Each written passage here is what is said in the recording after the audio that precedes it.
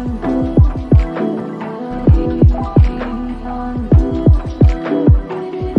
audio. In audio. In audio.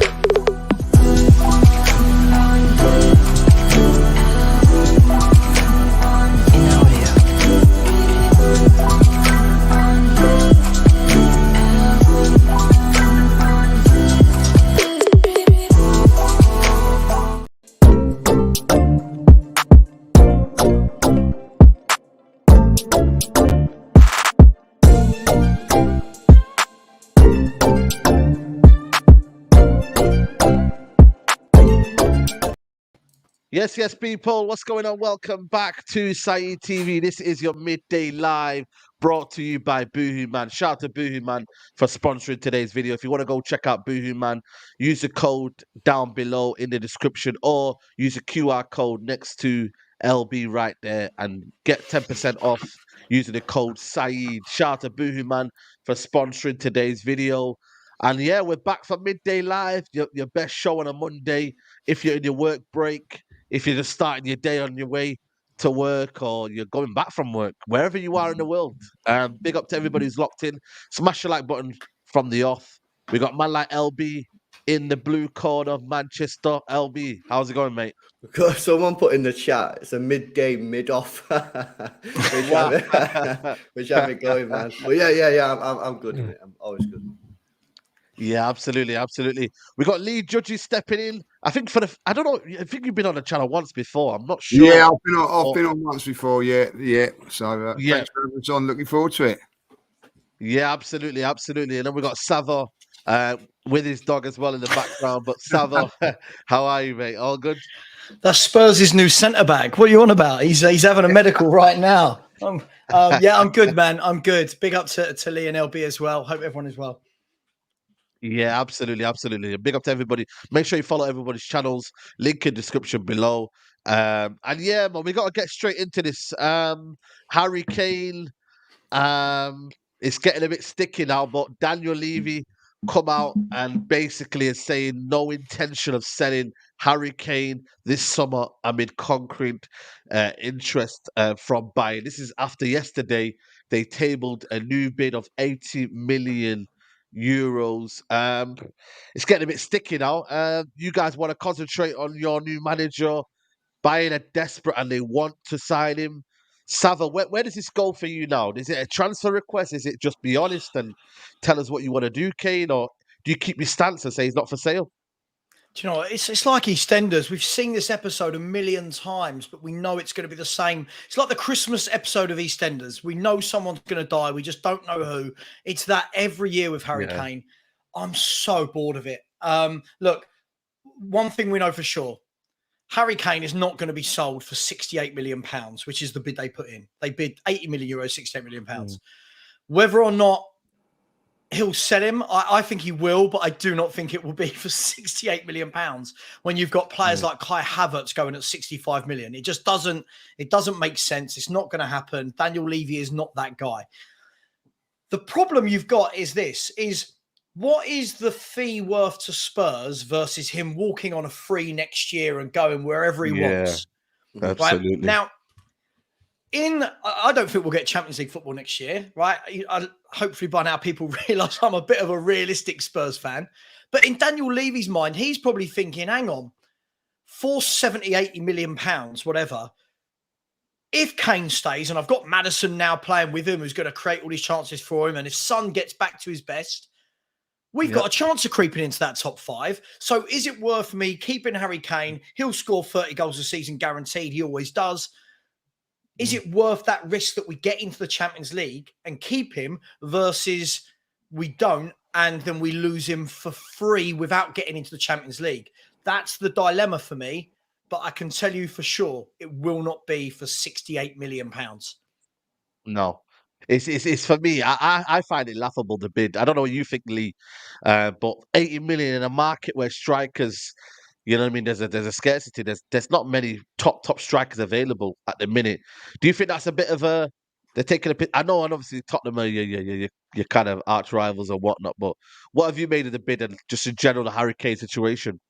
Well, what I make of it is that at this moment in time, I agree. I wouldn't if he's worth more than that. Like, but the situation is difficult at this moment in time. At this moment in time, Harry Kane is a prisoner in the transfer market, and I don't mean that in a nasty way. What I'm saying is that let's be really honest.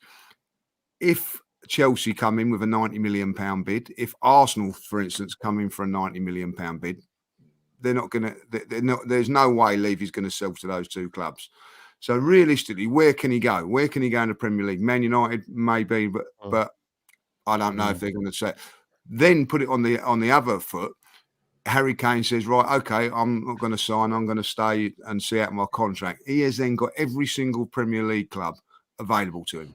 Every single one of them. Like, you know what I mean? So he can go to Manchester United. I'm not saying he's going to go Man City because they've got Haaland, but you know, I could see him going anywhere because he can play not just as a striker, as a number 10. So he can go to Newcastle for money, or he can go to Arsenal. I could see him maybe linking up with Pochettino at Chelsea. That's something that I can do. And also then it brings in the teams from Europe, which Barcelona and Real Madrid can't afford at this moment in time. The only team that's really interested in him at the moment is Bayern Munich because they can afford him. So for me, if I'm Harry Kane and I'm his agent or whatever, I am saying you do nothing for the next year. You do not sign for Tottenham. You just stay where you are, and we have got, you know, because I think he's 29 now, coming up 30. He'll be 31. No, he's 30 going. He's 30 now. Oh, is he 30? He's 30 this week, isn't he, or last week or something? Yeah, this week. Yeah. Oh, right, yeah. So I still think the way that he plays, he doesn't rely on his pace. He's got at least 4 or 5 more years at the very, very top, you know. So I would, if I'm Harry Kane, I don't sign. I don't sign. And then, you know, like then Tottenham have got a problem because what do they do? It's a real difficult one for Tottenham because if they say, right, okay, we had a little bit with Van Persie back a few years ago, like, but what if Tottenham come in and say, right, okay, we're not going to sell to Bayern Munich, but an offer comes in from Chelsea. Say it comes in ridiculous money for Chelsea. If they take that, you know, the way it is with Tottenham at the moment, it's going to be very, very hostile. But if they don't take the money, you know, you're losing a striker. You're losing on a free. You're losing on a free. Anybody. You're losing him on a free. Now, a lot, you know, obviously from where I am, a lot of Spurs mates are all, you know, I've got a lot of Spurs mates and all that. They're going, oh, he's loyal to Spurs. Don't kid yourself. He went on strike a couple of years ago to get to Manchester City. Yeah. You know what I mean? Like, Man City. Don't kid yourself on that, like, you know what I mean? And I don't know if Harry Kane is a bitter man or whatever, but he must sit there and think, like, I could have won the treble this year if it weren't for Levy. Like, you know what I mean? Lee, I always think that he must go into the England changing room, right, as the captain of that setup and look around the room and go, who's won in here, right? And then he must go, right, okay, Jordan Pickford, he hasn't good. He's on my side. You know, he's looking over at Phil Foden about the age of 22, whatever it is, with 14 honours to his name. He must surely, if there's an ounce of ambition, and this is a Spurs fan saying this, I'm going to get stick for it. I don't think he's an ambitious man. I'm just going to say, I don't think the ambition's there to turn around and go, there's a transfer request. Do all you can to let me go and actually win things. I truly, I've said it for years. I don't think he's got the ambition. That's what it says. Like, I don't know. It's the kind of juxtaposition between loyalty and going for what you want. I feel like he doesn't want to let the Tottenham fans down. But surely, though, a Tottenham fan, if he'd left today and he went to go to a different club, nobody in their right mind would say, "What are you doing? You're a snake. You're disloyal." Okay, Chelsea's a different. He's not going Arsenal. If he goes Chelsea, that's the problem that he's got on it. That is the one problem. That he's got. And like, if he went to Bayern Munich, he's going to be a legend at Tottenham whenever, forever. Like, exactly. And I don't care what anybody says. I'm pretty sure that plays on his mind because for the future, because if he wants to go into management or he wants to go into coaching and all that, Tottenham would open up arms to him to go there. Like, you know what I mean? From that point of view. So I do think that's the problem. And obviously, like as you say, like, you know, there's no way Levy can sell him to an Arsenal or a Chelsea. Listen, he ain't going to go Arsenal, whatever happens. But like, you know, Yeah. If people you turn around guys and take go, him on "Oh, a free, it will be. Can you imagine? It Well, would be well- like Judas all over again. do you know what? Probably Though? And you know, that's a great point. If I'm Harry Kane, right, and say that he desperately wants to go to Real Madrid, to Bayern Munich. I don't know if Yeah. he does, but say if he does. If they try to block it by overpricing it again, he could actually go into that meeting, couldn't he? And I know that I would say it. I'd say to him, look, if you don't let me go, right, I am Yeah. going to go to Arsenal on a free. Deal with that, Levy. Do you know what I mean? Like, and I think Levy would have to back down. So I do feel that Harry Kane's got all the aces at the moment, isn't he? Like, you know, maybe he's got 3 aces and Levy's got 1. But Do you know what, Lee? I'm gonna drop a video this afternoon with the title of "Kane tells Levy he's joining Arsenal," just to see how many people watch that video. No. Well, he Oh, could my do that, goodness. couldn't he? I'm not saying that he's going to, but if you want to force a move, Yeah. it's probably better to say that than say put in a transfer request, isn't it? The thing is, though, Lady, they just go back to the ambition. This guy had the chance to join Pep Guardiola, Manchester City's team, and you know he tried a little bit, but he didn't try hard enough, man. You know what I mean? He didn't try hard enough. So I just think that, like, I don't know. I don't know what's going through the guy's head, to be honest with you. Like, what does he want? He's only got a couple of clubs. And let me ask you a question, LB. Why shouldn't he have a relationship with Daniel Levy at this stage where he should compromise with Daniel Levy and say, right, come on, man, I've been here for too long. Let me go. Like, come on. I know business is business, but he should have a relationship with Daniel Levy to say, right, next season you got to let me go. I've been here 2 years now. Like, there should be something. No, Like but they there have should it be with something- every club. But no. I disagree with that, bro. Because he should have put this in the contract. This is what Well, yeah. happens when There you you have go. your brother doing your business for you. That's the truth. You know what I mean? This guy is one of the best strikers in world football. Yeah. And he's got his brother doing his contract. He should have had, like Jack Grealish did in his contract with Villa, he should have had a get me out of here clause. And he didn't. And he's paid the ultimate price. Because as Lee said, he could have won the league last year. He could have won the treble this year. He could have been laughing all the way to the bank. He would have been on more money. He would have won trophies. Happy days. But the facts are, he let his brother do the contract and he had no get-out clause. And that is why he's still at Spurs today. Otherwise, he would have been a Manchester City player. That's the truth. You know what I mean? You talk about relationships.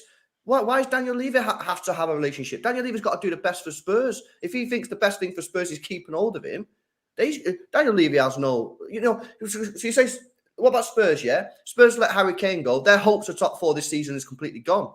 So Daniel Levy's got nothing to, In my opinion, yeah. Yeah, so Daniel Levy's got no sort of reasoning to let Harry Kane go just because he's been a Spurs legend. No, Daniel Levy's got to think of Spurs. And I think what he should have done, LP. I think what he should have done, and I am a Spurs fan, believe it or not. I know people get really You need to let emotional. them know, by the way. I have to because people won't believe I'm a Spurs fan when I say these sort of things. But for me, if Harry Kane truly had that ambition, yes, you're relying on Daniel Levy a couple of years ago accepting a bid from Man City, but force the hand. I'm not talking about, don't have a little round of golf with Gary Neville and talk about how Kevin De Bruyne is your favourite player in the Premier League. Go in and go, I've given you, at that point, I've given you 7 or 8 seasons. I've given you over 300 goals. I'm putting in a transfer request. I don't want to be at this club. Either sell me now or you're not going to get the real Harry Kane. Now, he didn't do that. He's a nice guy, though, Sava. He's a nice guy, though, isn't he? He is a nice guy. You But don't want to be seen as the villain. I always ask this in every show I'm on. I always exactly ask this. Can anyone name me a player as good as Kane in the history of football, as good as Kane or better, that didn't win trophies? No, but you know, you're right. No, you're absolutely Mad. right. But the problem is, he's too much of a nice guy. He's the England captain. agree. He I doesn't agree. want to be getting booed all across England because that's what happens when, you know, it happened with Sterling, it happened with Grealish.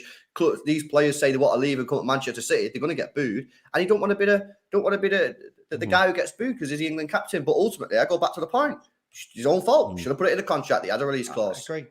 Can I agree. Yeah. I be devil's advocate here, like a little bit with Harry Kane? Yeah. Wouldn't he be thinking? And I'm pretty sure if it was me, I would be. I know he could go and win, say, 6 trophies at Manchester City, right? But if he won 1 at Spurs, that'd be more special than the 6 trophies because It's his hometown, your boyhood club. Depends what he won, though, Lee. If he wins a Carabao Cup over the treble, come on, man. No, No I chance. know what you're saying. I'm just saying from his point of view. You know what I mean? Like, Well, Yeah. can I flip that then, Lee? What Yeah, Lee's yeah, saying is Spurs Spurs are won going to the win the league Champions in the League. next couple of years. That's what Lee's saying right now. He thinks Spurs are Premier League challengers in the next couple of years. And Kane Sab should as well. stay. Even a trophy, I think Lee's saying. If he goes to Bayern Munich and wins the Bundesliga, does anyone really care about that? Bayern Munich haven't got out of the quarterfinal of the Champions League for the last 3 seasons. Does anyone care if he wins the Bundesliga? No, not really. To be honest with you, not really. He doesn't So- kind of, Well, for it'd me, be think going of to a better win the player. Champions League, though. He wouldn't will, but they've not Yeah, got out of the quarterfinal exactly. of the last 3 years. Now, obviously, that he'll help them, I would imagine. But it's not like you go into a Real Madrid or a City who are firing on all cylinders. You go to Bayern Munich, who've really struggled in the Champions League the last few years. But he is at Spurs. He is at Spurs. We've got to realise that he's not going from one of the big clubs in England. He's not going from a club that's steeped historically in winning trophies. And Lee, I get this all the time on Spurs chat shows, right? But yeah, it would probably mean a lot for the guy to win a trophy at Spurs. But first and foremost, it's getting more and more difficult to win trophies in any league because every year now, City put out unbelievably strong teams. Liverpool, Chelsea, Man United, Arsenal, Newcastle come into the party. Villa look like they're doing bits. Brighton are now getting to semi-finals of FA Cups and stuff. I just don't know. I don't know how anyone that good at football could turn around at the end of their career and be talked about as a great when they haven't won anything. The personal accolades are brilliant, but they can be beaten.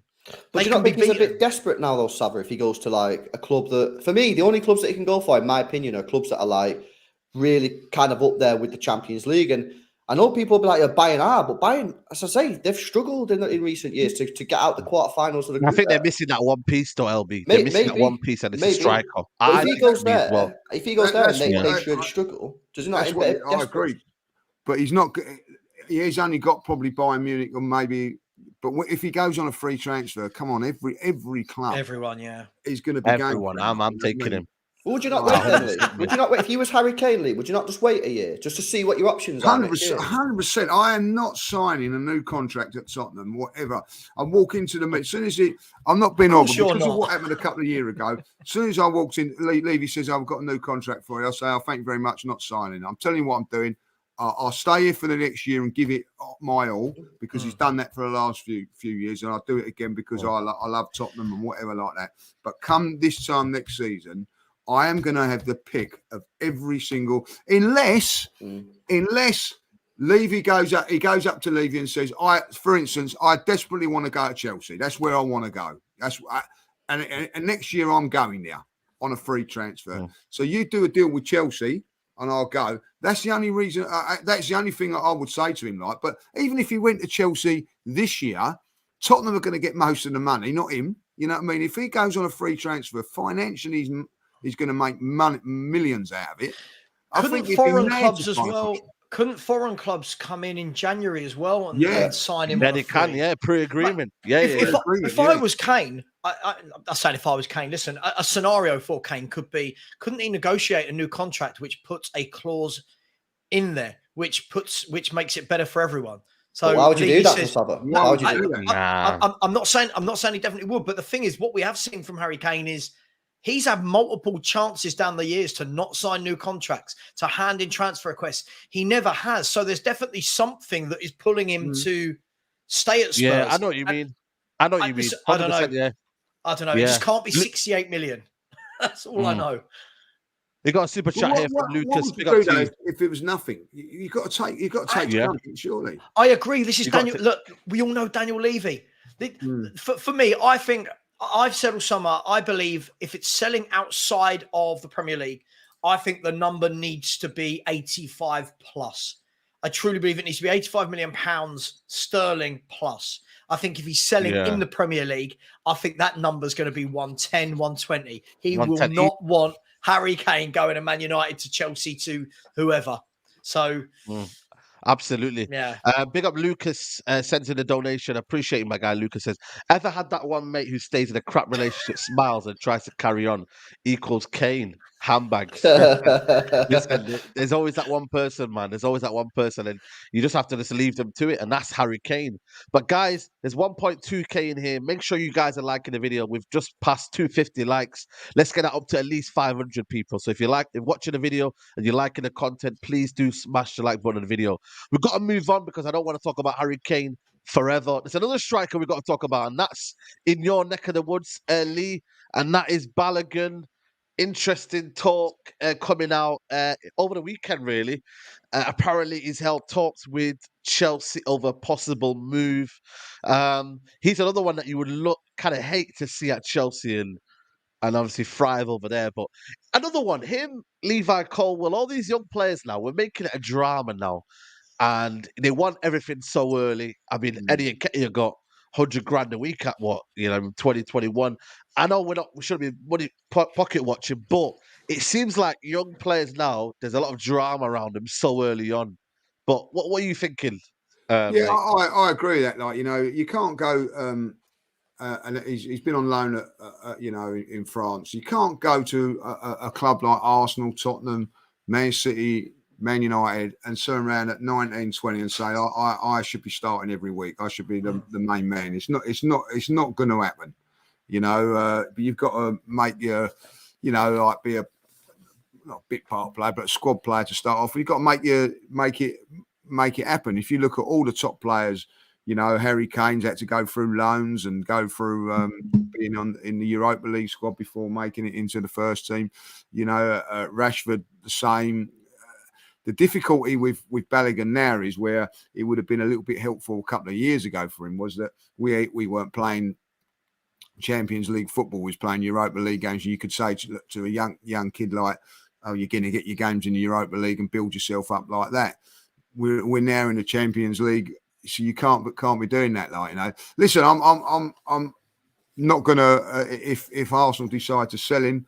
This is the thing, isn't it? It's going to have to take big money, and I'm going to say like 50 million. That's well over the top, but that's what it's going to have to take to get one of your young players out of the club.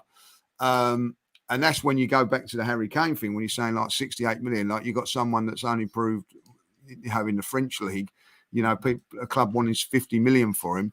This is where it comes into it, but. He's got 2 years left of his contract. Arsenal can sit there and see what happens. But, I don't know. Does he want to be the main guy? Does he want to be like? I genuinely think for me, he thinks he's better than Nketiah. So not Nketiah, Jesus up front and wants more game time and wants to prove it. at 22 years old. 22 years old. Now it's not as if he's 18, 19. No. I always say 22 to 24, 25 is your development years of, are you going to make it now? Before it was like your prospect. Now, are you going to make it now? And that's where it gets sticky for himself as well, Yeah, and listen, he's gone and done it in France. He's done really well in it. But I'm going to be really honest. He went, I think it was Middlesbrough he went to. He didn't really do that. Yeah, that's true. Do that great up there, But, it's a difficult... If I'm him, I would say, look, I can see you at the end of it. I can be, and I don't mean to be really horrible towards Eddie. He probably thinking I'm better than Eddie. I should be in front of him, But Eddie has proved that he can be a good and reliable squad player. I don't know. I don't know if he's got the mentality for that. He wants to be the main man, but you're not going to be the main man at Arsenal. I can tell you this now. You're not going to be the main man at Chelsea neither. I don't care what anybody says. You know what I mean? So it's a difficult one. You have to earn that right. 100%. LB, what are you thinking? Big hype around Balogun. Did you see the hype? Do you think it's justified? What's going on now? I don't know. I can't say I've seen this guy much in it, but look at his numbers. His numbers are decent. Look, I think it's quite easy for him. If he backs himself, stay at Arsenal, because Gabriel Jesus is not a natural goal scorer. So, if you think you're good enough, stay there, back yourself. Walk the talk, but I don't know. I don't know if he's going to do that. Another loan move actually is not a bad move for him, especially if he has a good year. Because as Lee said, only got 2 years left on his deal. So if he has a good year this year at a loan club, that he's going to get a lot of offers next year. You know what I mean? And Arsenal want to sign him up because only have 1 year. They'll be throwing cash around. You know what I mean? They give 100 grand to all these players. They'll give a big cash to him because they won't want to lose him on a free the year after. So I think that he's actually in a really, really good position. I think going to Chelsea would probably be one of the worst things that he could do because, as Lee said, he ain't going to play at Chelsea. So either go out on loan again and smash it, and then next year you watch the offers come in left, right, and centre, or if you really are Billy Big Bollocks, stay at Arsenal and fight out. Because, like I say, Gabriel Jesus is not a goal scorer. So if you think you're really that good, stay there and fight out. And if you're good as you say you are, you'll get in. But I think you've got good options. Go out on loan, stay at Arsenal if you think you're good enough. But going to Chelsea, I think that's probably the worst thing that you could do. Because he's going to rot there. How many young players have we seen just rot at Chelsea over the years? That's not a good move in my view. You know what, Sam? It brings a point. Like, do players, especially young players, want to have that hunger and that desire to fight for your position? Like LB says, like, do you think like players are just trying to? They've got agents in their ears, they've got people in their ears, maybe family members who think you're better than this player, and it all gets a bit mad in it now. Especially young players now, they believe in their own hype maybe too much. It's good to be confident, but then to kind of like, you know what I mean, like. Be kind of demanding things so early on. It's mad when you think about it, isn't it?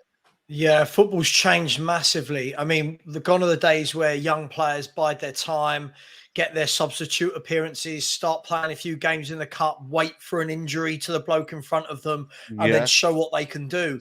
Now it's like look at Levi Colwill, for example, a very talented footballer. But let's be fair, a very talented footballer that so far has had half a good season on loan at Brighton. People are talking about that Evan Ferguson going, oh, this guy's going to be 70, 80 million. It's like, well, okay, hang on. Before we start putting these players in those brackets, can we see them do it for a few years? Can we see them have 2 to 3 good seasons in a row? But I think half the problem, and people might disagree with me, I think the standard of footballer is lower than it's ever been. I think there's less strikers than ever. I think there's less goal scorers than ever. I think there's less top centre halves, less good goalkeepers. Less top central midfielders. That's why everyone's fighting over the same players. Everyone's been fighting over Caicedo. Everyone was fighting over Mudryk. Everyone's fighting. They'll fight over Colwill. I think clubs now are trying to safeguard their future to get them in when they're younger on the hope that they're going to be great rather than any evidence to suggest that they actually are yet. Now, I'm not saying Levi Colwill in 3 years' time he could be the best defender in the Premier League. I don't know. None of us on this panel know. We don't know, right? He could be absolutely brilliant. But for me, if you're Levi Colwill, you should be, I'm not saying he's not said this, you should be knuckling down, looking at Chelsea and going, okay, Chelsea have got Badiashile, Fofana and Thiago Silva, right? Absolutely. Thiago Silva's not going on forever, right? One injury to one of the others, suddenly I'm starting at centre-back for my boyhood club, playing in what will be a very good Pochettino team. He plays good football. That should be the aim, rather than the head being turned and, hang on, Liverpool want me at 50 million, even though I've only had half a good season. And it's the same for Balogun. I've seen good bits of Balogun. He looks a good striker. But let's be really honest, so far he's had 1 year on loan in France. Right? It's not like we've got any backup to say, well, look, he got 20 goals in a Premier League season. And this is the problem now. There's so few strikers out there. And we said this yesterday when I was with the Never a Foul boys last night. And we said, can you name more than 6 strikers that have scored 20 plus goals, 25 plus goals in all competitions for the last 5 years? There's only 6 of them. What, seriously? Yeah, okay. That's Benzema, That's Lewandowski, mad. Kane, Haaland, Mbappe, and I'm missing one somewhere there.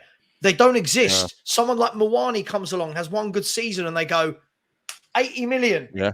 They want 140 million for Osimhen right now. Salah, it might be Salah. But you said striker, right? Yeah, but yeah, exactly. You know what? It brings a good question. And big up to Smokey Settings with the super chat goes, we used to rate players that have confidence, but now we're saying we shouldn't back himself. Stats says he scored goals more than Jesus, so why not try him out? The problem is, though, Lee, it's still an unknown quantity. You know what I mean? It's still not guaranteed you maybe what Jesus has got. But it does bring that kind of question. It's like players now, we're going for the same players, Lee, aren't we? You know, the market isn't great anymore. You're kind of looking at Arsenal were linked with Taremi yesterday.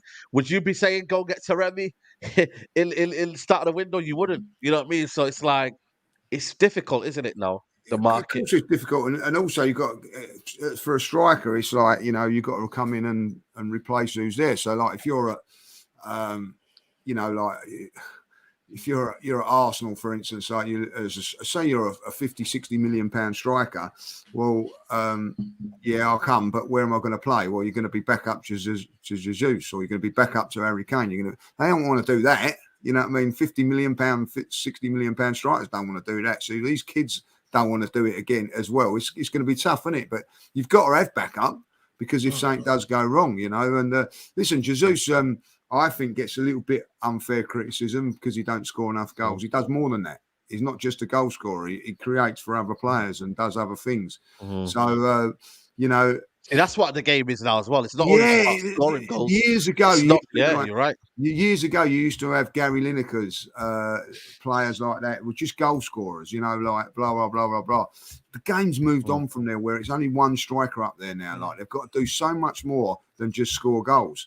Look, listen, you talk to anybody, we've all played the game and all that. It's still the hardest position. It's the hardest thing to do is score goals. That's why they get paid the most.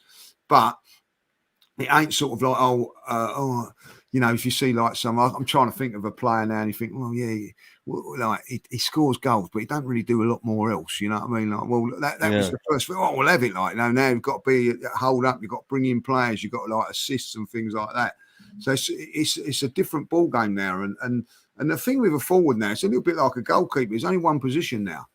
It's not like years ago when I played up, we used to have two up, and then one could drop off and whatever. Like, and it's just that one focal player now. Like, and if you can't do this and do that, they don't really want you. I can name so many players probably that have been really good goal scorers and don't get into games, and clubs now because you need so much more for it, like. Yeah. Big up Aya Gomedi says it's not the quality of players has lowered the style of play football nowadays had advantage too quickly past the type of traditional players we know. Yeah, 100%. More players are more system players now. They work in a system. You take them out of that system, they're not very, kind of great anymore. And that is a big thing in football, and we have to get used to it.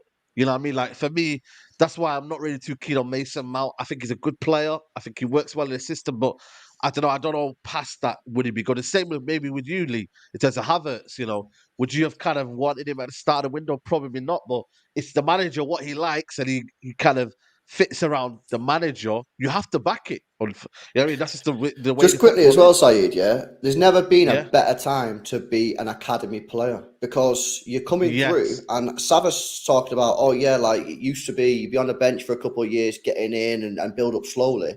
We don't have to do that now because a Bundesliga team, it might even be in the Europa League or somewhere, will say, I'll tell you what, mate, we'll give you exactly the same money as that club's going to give you, but we'll put you in the first team. Look at Jadon Sancho, for example. Now, I know he's not done great at Man United, but he could have had that option of staying at Manchester City, doing what Sava's saying, building up substitute appearances here and there for Pep Guardiola, and eventually going in. He went, I'm going to go Dortmund, stayed there for 2 years, and then he got a big move to Manchester United.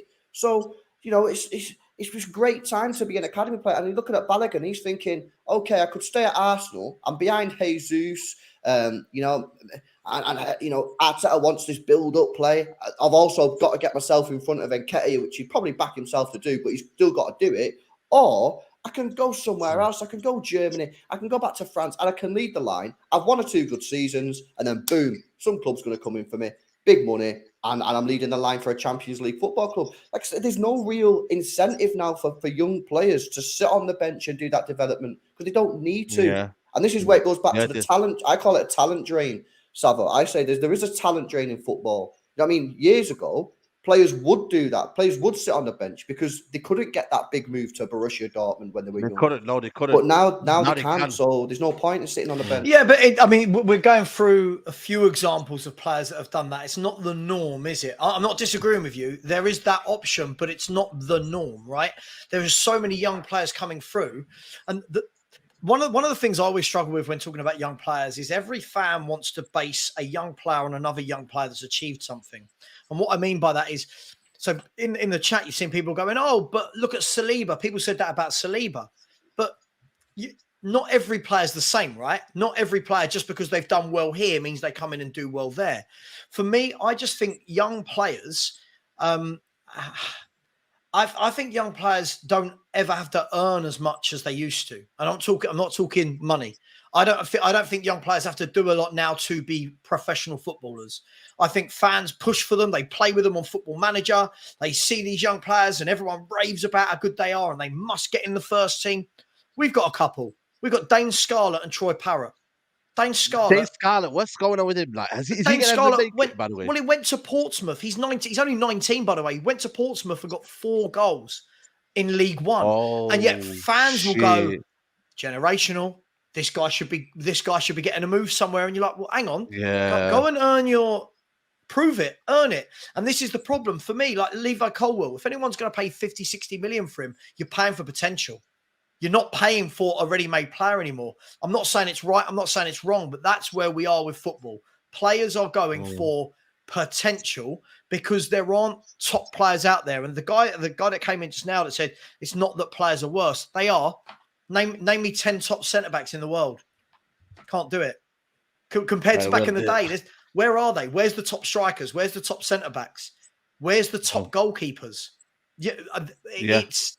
For me, the quality. The only thing I'd say on that, Saga, is I'm maybe talking a little bit earlier in the chain than you. So I'm speaking about players who haven't really made that breakthrough, whereas you're talking about a loan to Portsmouth. I'm saying if I'm an academy player, I'm sort of like 18, I've not really made any appearances for the first team, and a team in Germany or a team in Spain comes in, bids 20 million and says you're going to be playing first team football in the top league in our country, then 100% you are going to make that move.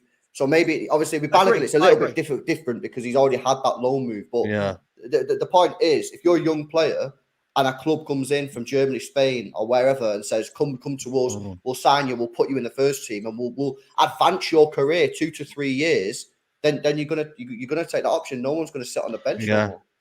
I agree. Yeah, big up to Jaha. Sorry, can I just quickly say, just really, really quickly, like for example, people are now responding to me saying, but Levi Colwill is already really good. He's not just potential. We're talking about a guy he's played 17 Premier League games for Brighton, right?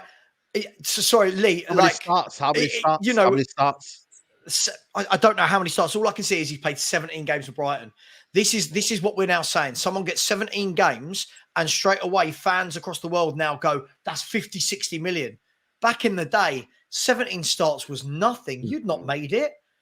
Listen, maybe I'm old, maybe I'm miserable, but for me, prove it. Get in the Chelsea team, have 2 seasons where you are playing 40 games a season. Stand out from the crowd, help Chelsea not concede goals, then let clubs come in and go 80, 90 million. But 17 appearances for Brighton and 31 before that for Huddersfield. And that is what we are now saying is a 60, 70, 80 million pound footballer. Yeah, it's mad. It's madness. It's absolutely mad. Yeah. Big up to Joshua.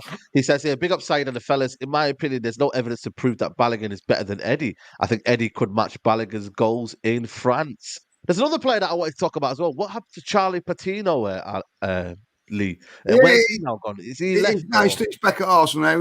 He was at Blackpool last season, done okay. But that's the other thing with a loan. Loan can set you back. It can make you or it can break you. It can, you've got to go to the right team and all that. And I think sometimes you go to somewhere like a championship and all that, people think, forget about you a little bit. And so that's a worry. Like for me, I think like a Patino or someone like that should be looking to go in the Premier League or Germany or somewhere like that. But if you have a look at a lot of the Arsenal players that made it, and it's a funny one, this, because you have someone like Smith Rowe that went out to Germany, like Balogun's gone out to France, and then you have players like Foden and Saka that have never gone on loan anywhere. You know what I mean? Like because they're quality. They're proven.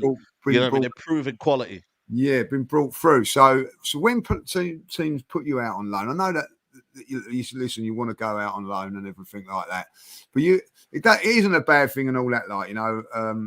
Harry Kane's had more loans than people would realise. You know what I mean? Like Ryan Mason, when they was at Tottenham, they was out on loan like all different clubs and things like that, like, you know. And then you have someone like what someone just said in the chat, you know, Casido. He's only had one season at Brighton, and It's mad. he's like, you know, they're quoting 100 million. 100 million, and then like, you know, the lad at Southampton that was at Man City, you know, I didn't really. I'll say I've watched Southampton a few times. He didn't stand out. Then he had that wonderful game at Arsenal when he played really, really well. All of a sudden, now they want 50 million for him. So like 50 million now seems to be around The new about. norm. Yeah. What about Enzo Fernandez, though, Lee? Wasn't he at Benfica for 6 months or something? Well, yeah. Then he's gone Costa. 140. Yeah, like, you know, so it Bought is for 10 crazy, million as well. crazy money. Yeah.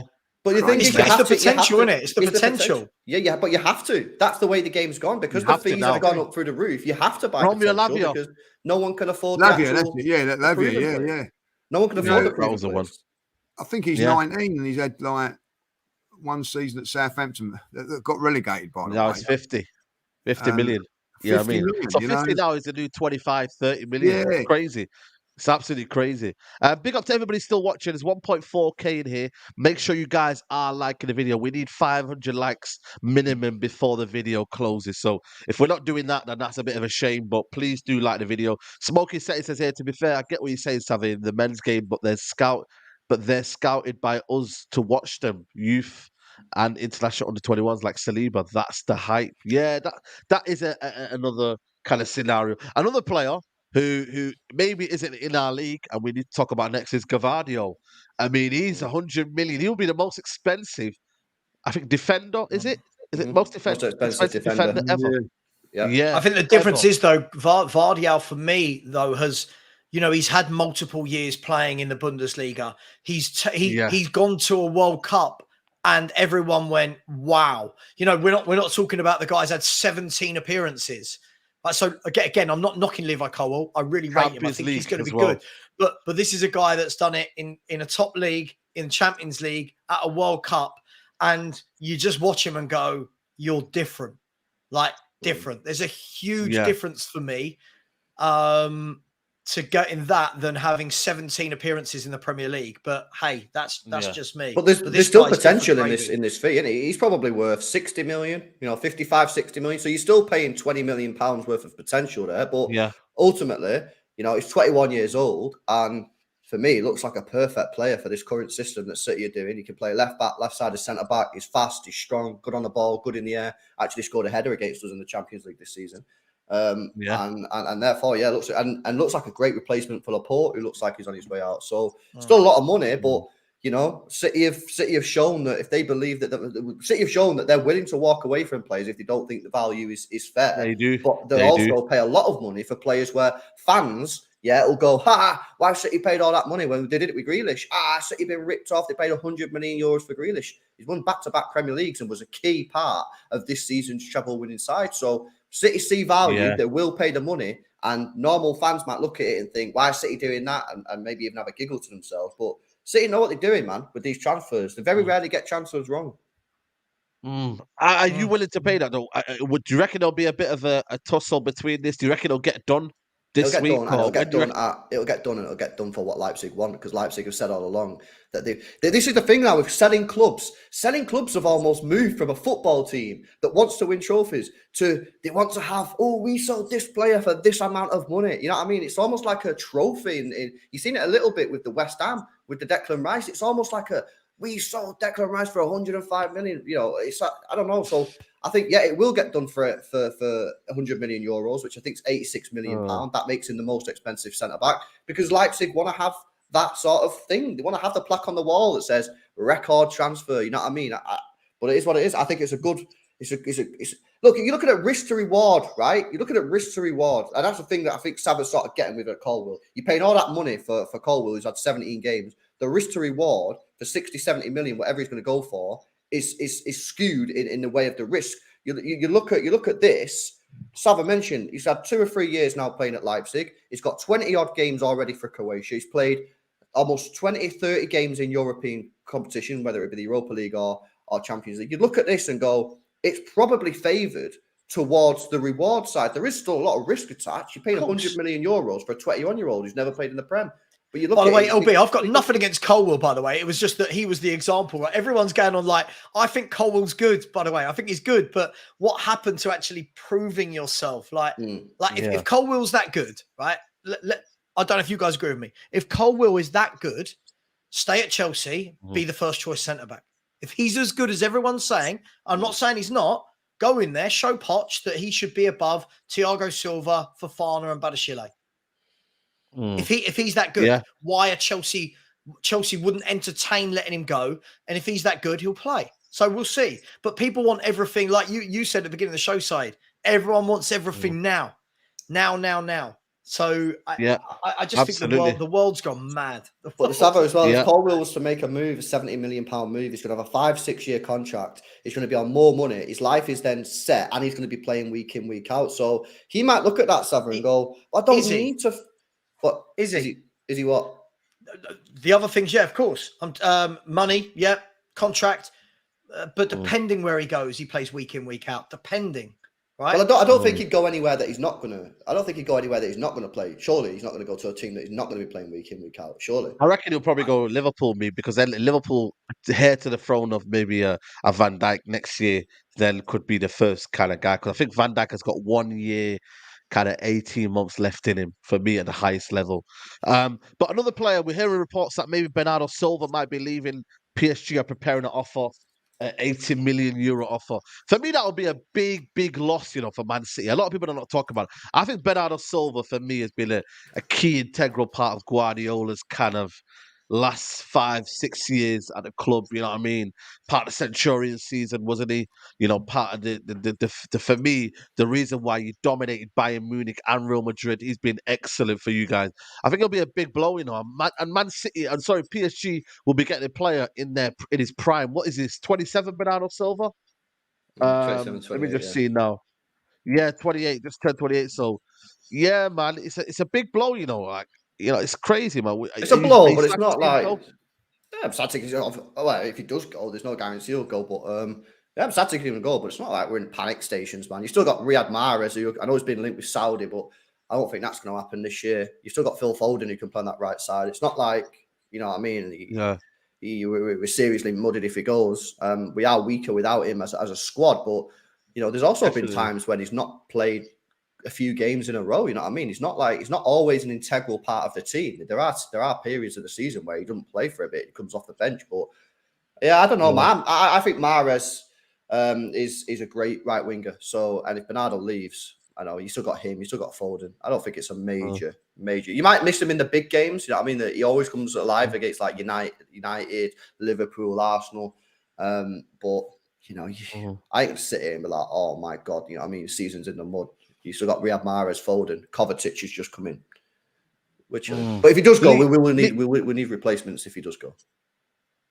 Lee, when you look at your window and you look at to Man City, obviously last year you kind of missed out on the league to these lot, but do you get a sense of like, what, they're losing a lot of players? De Bruyne is probably be out for the start of the season, possibly. Like, do you get a bit excited a little bit? Like, you can look, I'm getting excited already. Like, they lose, what do you reckon next season? Listen, you don't Kyle know. Walker as well. Kyle Walker as well. Yeah. Yeah, for me, like, how can I say? I know how Liverpool feel over the last few years now, chasing or being chased by Liverpool. I do think that it come down to we didn't have a squad strong enough last season. I think that was down to if we'd have kept the same 11 fit week in, week out. I know you can't do that, but like, for instance, we lost Saliba, which was massive. Also, players like Ben White got tired. When you look at Manchester City, I was watching them against, I think, a couple of big team Spurs, in particular, De Bruyne was on the bench, and then at the end of the season, although their main men were all there at the end of the season, so they use their squad and use it really, really well. You're up against a manager that knows what he's doing, knows how to win games of football, knows how to. And that's what I've been impressed with Pep, because from looking from a distance, you never really worried about him because you weren't like up against him. But like after being up close this season, it's the way he manages a squad, the way he brings in players. I think that he doesn't get the the credit he deserves for that. Like there was 4 or 5. You know, for instance, Mahrez scored in the was it semi-final, got hat-trick, didn't play the next game. You know what I mean? Not a lot of teams, not a lot of players will put up with that. Like, but he knows how to do it, and then brings them back in and everything like that. But I think if Arsenal were to keep, I think Thomas Partey's situation is massive. I don't know what's going on there. If we keep him, keep the midfield that we've got now, I think it's improved. But if we was to lose Partey and bring in unless we bring in someone mad like a Caicedo or someone like that, then our midfield is not going to be as strong. If we were to let Partey go and not bring no one in, we're in the same position as we was last season. Look, someone gets injured and we're back to where we are. Jorginho, to be fair, done well when he come in, but I do think the squad's going to be a little bit stronger this season. The one thing is that with that squad being stronger, is the competition for us has got stronger as well. By that I mean like Champions League football. Like last season, we could rest players in the Europa League and get through into the groups. You know, like not really now. Can't do that. So it's really important that we keep our squad strong. And then, you know, going again, I think that we went toe-to-toe with Manchester City for most part of the season, but it went down at the end. If we continue playing as what we were, then I'm confident. I'm looking forward to what we've got. You know, Declan Rice is a good signing. Statement signing is something that we need. And Timber's also a good sign as well for me. Timber. Yeah, Timber, you know, gives us that, like, you know, for instance, Saliba gets injured, and nothing against Rob Holding. We've got Rob Holding coming in there. Like, you know, if Saliba gets injured now, you've got Timber coming in there, or Ben White or someone like that. The standard goes up a little bit. I look at Manchester City. The Manchester City, by the way, haven't got like this. There's a myth about Manchester City that they've got 22 world-class players. They haven't, like in every position, 2 in every position. I look at their bench last season. They've got a lot of youngsters. What they've got is they've got 5, 6, 7, 8 players that can play in that all of those positions and swap around. It's not that you need 22, and I think that's how we got to do. You need a little bit of luck with injuries, but I think that Arsenal at this moment in time, the squad is as strong as it's ever been. Like maybe just something up front, maybe just to change things around, but because I think that City had that with Haaland. You know, you can play up to his over the top, or you can put in crosses and all that. Even though they didn't do that, but they got the option to do it. I think at this moment in time, I'll be disappointed if it's not Arsenal and Chelsea again going at it. From an Arsenal point of view, but yeah, like, you know, if it weren't for Man City, like, you know, Liverpool would be saying the same. They could have won the league 2 or 3 times, and Arsenal could have won it last season, like, you know. But they are there. How long for, we don't know, but they are there at the moment, like, you know. And you just got to respect what they do, and see how it goes. But yeah, I mean, I'm not going to lie, I'm excited about. You know what, Lee? Let me tell you from my point of view. I actually think that there's a chance that Arsenal might drop off. You know, I think there's a lot of excitement, but yeah. And Arsenal fans don't like it when I say this, but I look, and the reason I say this is, first of all, you look at the Europa League. Lee mentioned it last year. I think Odegaard played in 2 of the games in the Europa League. That's not going to happen this year. Yeah, I mean, they are going to be playing their full strength team in all those Champions League games, and they're going to be against better opposition. So that's going to put pressure on. I'm also looking at the domestic cups. Maybe it might sacrifice the Carabao Cup, but if you look at the game that they played at the Etihad in the FA Cup, and he rotated his full back line, he will not get away with doing that this season. I don't think the Arsenal fans will let Arteta get away with rotating the back line like he did at the Etihad this season, because Arsenal fans want to see trophies. Furthermore, and this is respectful to Arsenal, I think the way that teams in the Premier League play against Arsenal this season might change and might drop even more and make it even more difficult for Arsenal, because they respect what Arsenal did last season. So you combine that all together with the fact that if you look at the striker, I still think they needed a new striker. Saka doesn't really seem to have much competition on that right-hand side, and he struggled towards the end because he carried the whole team.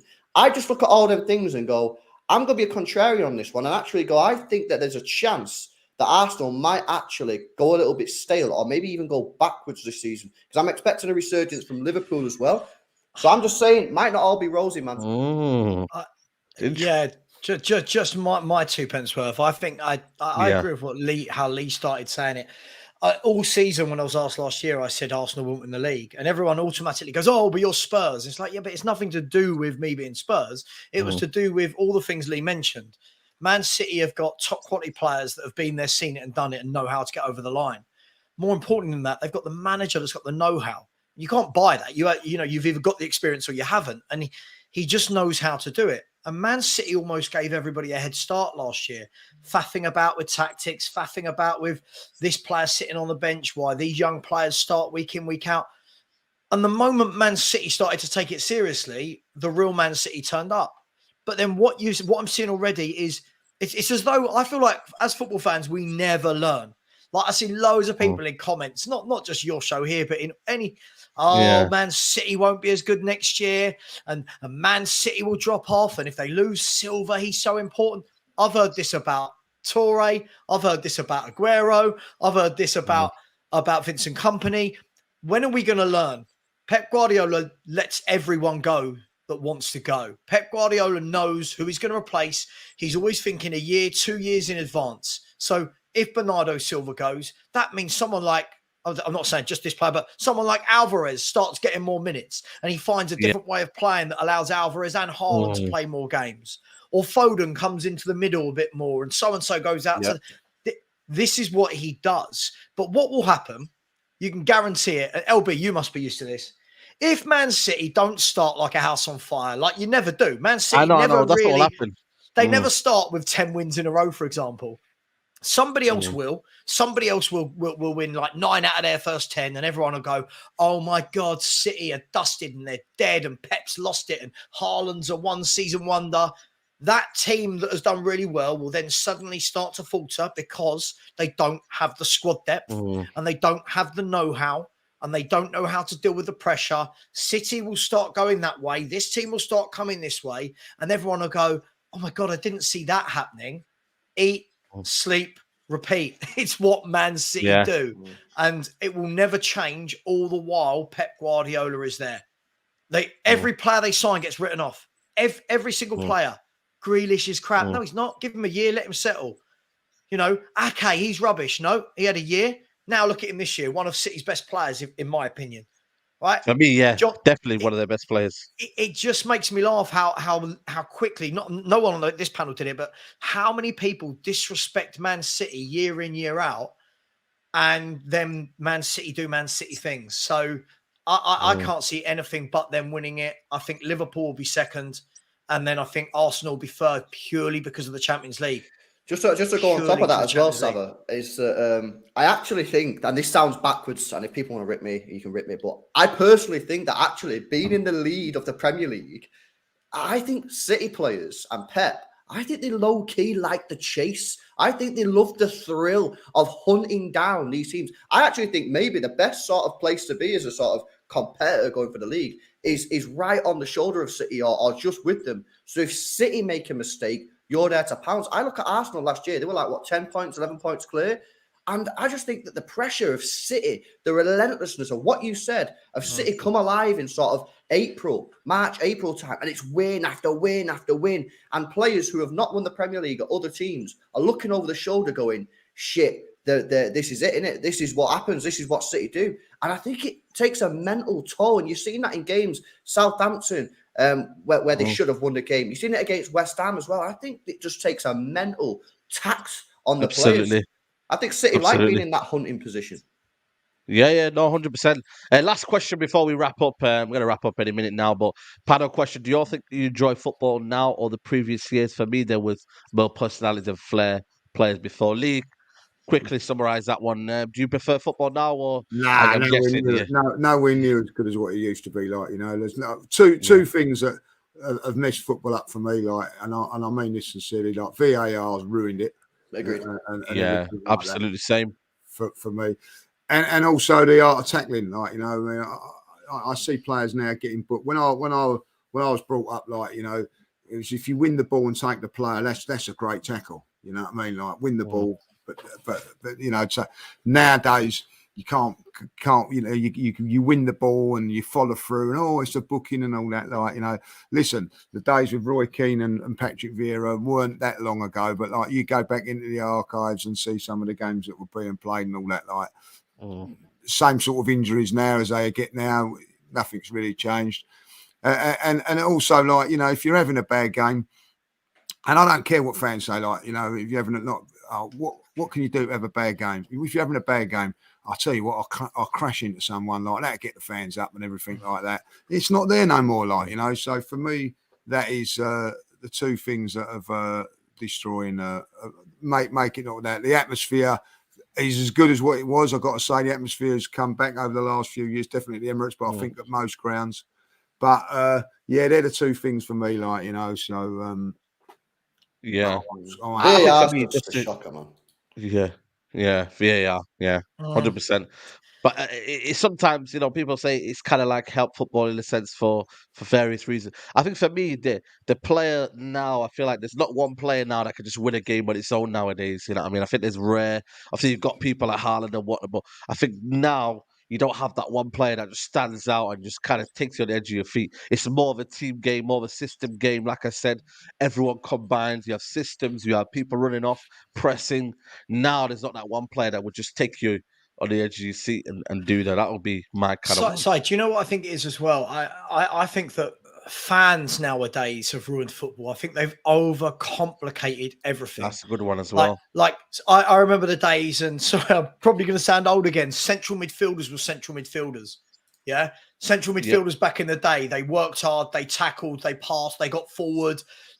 Nowadays it's, but he's a 6, not an 8, not a 10, not an advanced 8. Come on. When did people stop being able to do everything that was needed? When did we go, but he only passes, he only tackles? When centre mids used to do it all.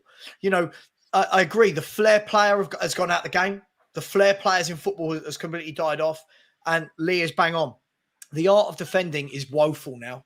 If you actually watch, I don't know whether people watch the goals on Sky or Match of the Day or whatever format you watch it on. Watch how many goals is just atrocious defending where strikers aren't marked, defences aren't in a line. Like you think back to the old Arsenal back four with Dixon, Winterburn, Bold or Keown and Adams. It was tight. It was compact. Everyone knew their job. The two centre-halves talked. Now you watch it and everyone thinks a good defender is someone that brings the ball out. No, that's a nice to have. It's good if you've got a defender that brings the ball out. But if you can't defend, you're not a top defender. And Spurs fans do it with Romero. Everyone talks about how Romero is brilliant. Romero's great in Spurs, in fans' mind, because he goes out and clatters people, but he can't stay on his feet and defend. Look, football for me has changed. It's not as exciting as it used to be. I think VAR has taken the human element out of the game. I think now everything tries to be too prim and proper. I think fans overrating every single player they see. Look in the chat today. I talk about a bloke who's played 17 games for Brighton, and already people jumping on my back telling me I don't know a player, I don't know ball, he's worth 80 million. Like that's what we do. Everyone's worth 80 million. Everyone's world class. Yeah. I just feel like no one keeps their feet on the ground in football anymore. But hey, it is what it is. Absolutely. Someone said they're not like, sorry, that sums it up. Sorry, I'm ranting. Like nostalgia. Right. Just because some people are a bit older doesn't mean the players weren't better. Just because you call it nostalgia, mate. Growing up in the 80s, watching football in the 90s, and I probably Lee's the only one in here in that era. Sorry, Lee, not to be ageist, but in that era, you look at the centre forwards in world football in that era, all at the same time.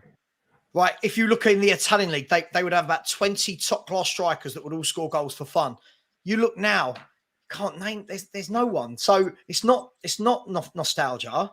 It's facts. It's facts. But the younger generation just call the older generation nostalgic. It's a shame. It's tick for tack. It's tick for tack, 100%. St. Marlo says quality of the player ain't the same either. And money has ruined football. FFP isn't a thing. And Lucas says great show. Monday blues gone. Well, that's what we wanted to hear.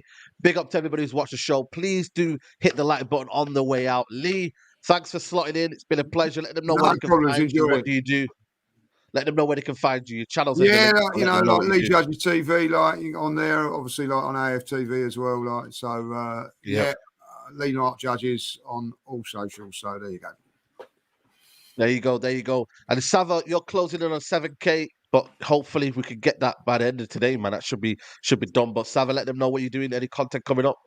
Yeah, got loads of things coming up. I do a show every morning, and then I'm just working all throughout the day with people like yourself, people like Rants, loads of people, man, like Henry Wright TV, loads of good people.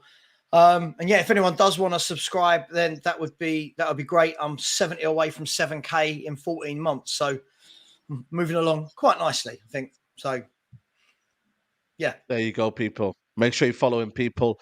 And it's LB. I think you've got a premiere coming now. Should be direct to you there. But LB, let them know where they can find you, man. Yeah, man. It's LB is the personal channel in it. And I'm trying to get that down to 4K, man. So anyone can help us on that one.